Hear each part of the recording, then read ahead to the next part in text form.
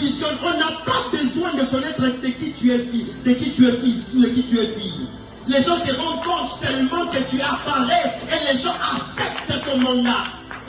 On ne connaît pas le père d'Élie, on ne connaît pas sa mère. On dit seulement, Élie le Tishbite, mais parce qu'il avait intériorisé.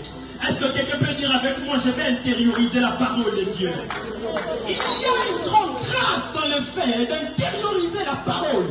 Il y a un grand mandat, une grande force dans le fait de faire en sorte que la parole soit un avec toi. Ça va faire quoi? Ça va faire en sorte que même quand tu n'as pas les mots qu'il faut, tu te retrouveras en train de parler dans l'inspiration de la divinité. Tu comprends ça? Lorsque tu fais un avec la parole de Dieu, tu vas te retrouver petit détail, mais capable de faire de grandes choses, un peu comme les 4 lépreux, ils ne savaient pas. Ils ont seulement intériorisé la parole non. Ah, Shabiga. Il y a même des dimensions de la parole non dite, mais la parole circonstancielle. Le problème n'est pas que Dieu dise ouvertement, le problème est que les circonstances même t'enseignent. Est-ce que quelqu'un peut comprendre ça? Il y a des circonstances parole de Dieu. Il y a des frustrations parole de Dieu.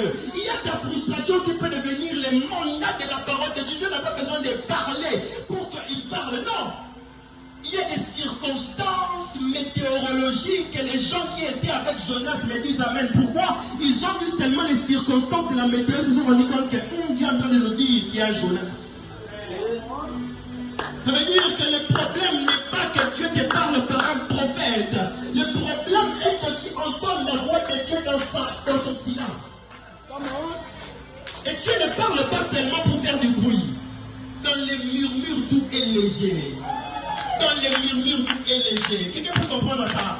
Et parfois tu n'as pas besoin. Enseigne-nous. Tu n'as pas besoin que le